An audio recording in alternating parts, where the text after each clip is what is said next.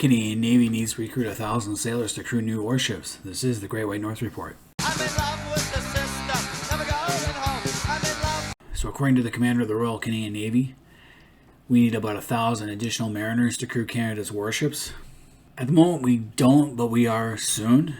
And that's why he's sounding this alarm. Because we are going to face a major shortage in the coming years as we replace most of our old ships for newer ships.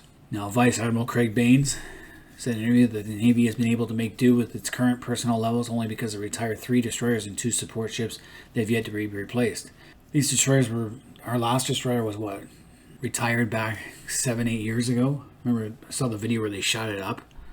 One of the frigates in the Air Force shot it up, tried to sink it. So they decommissioned these 5 ships over the last 7-8 years, and that adds up to just 1,000 people. So they've been able to mitigate the stress of being 1,000 people short.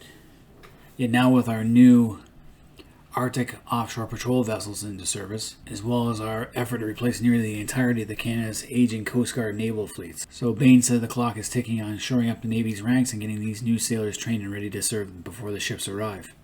Now the Navy has 3 Arctic offshore patrol vessels in service right now. I think 2 of them are commissioned and the third one is going through sea trials right now. So those are 3 brand new vessels that need crews. Now the Navy isn't the only part of Canadian Armed Forces facing a shortage of personnel with overall recruitment. Now the CCP virus pandemic isn't exactly helping recruitment right now, as people are getting more money to stay home than they are to actually go out. Training schools are closed obviously and working at reduced rates. My niece is in the Naval Reserves, so I'm not sure, I haven't talked to her in a while, so I'm not sure if she's working right now there. But I do have a cousin, she's also working for the Navy, but she's desk bound. But Canadian Armed Forces in general are short of about 10,000 regular force and reservist members, which is about 10% of the military's total strength. Why? No one wants to serve the military. Especially in this climate where we have a cancel culture and there's a witch hunt at our top echelons. Why the hell would you want to be a commander if you're going to get called out for something you did 10 years ago?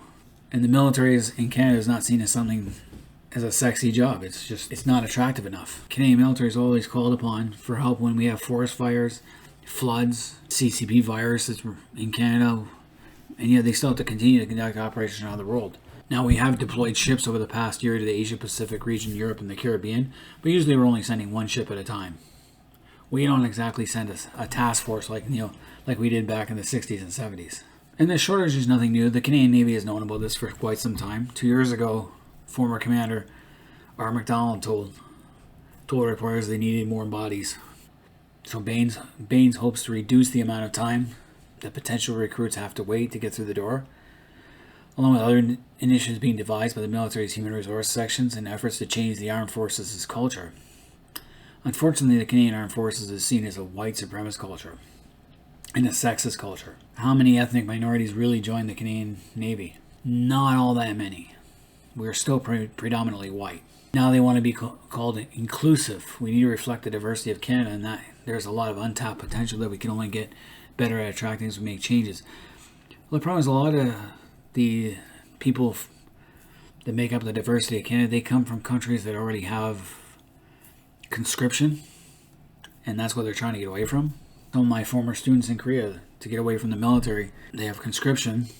They actually went to Australia or Canada in order to get away from serving in the Korean army.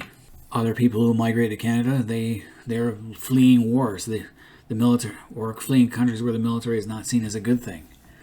So they're very iffy about having their kids serve in the military. They'd rather see them do something better. What can we do to make our armed forces more attractive? I know right now that Canada pays for some of your schooling if you serve so many years. Full ride through university or college of your choice. But I don't know what we can do to make it more inclusive. But we definitely need more people in our armed forces. I once thought of going into the Navy myself long ago, but I'm too old for that now. They're not going to take a 50-year-old recruit. And right now my kids don't really show much interest in the military. Though I do have another distant cousin who, one of his kids went into the military, so I do have a lot of family members who have gone in the military. If all else fails, the Canadian government can always impose limited conscription. Another thing we could do is take our homeless problem, have some of them serve in the military in some shape or form. Clean them up and let them do something useful. Or criminals. If you have a criminal past, you want to get erased from your record, enlist in the military. Once you serve for so many years, your record is clean and you get a clean slate. Those are some of the things that could be considered. But any Canadians out there, let me know how we could get 1,000 additional mariners and 10,000 additional armed force members. What could we do to make the military more attractive? Because we are going to need our military in the future, regardless of what people think. Leave comments in the comment section, hit the like button, subscribe if you're new to the channel. Until next time, this has been the Great White North Report.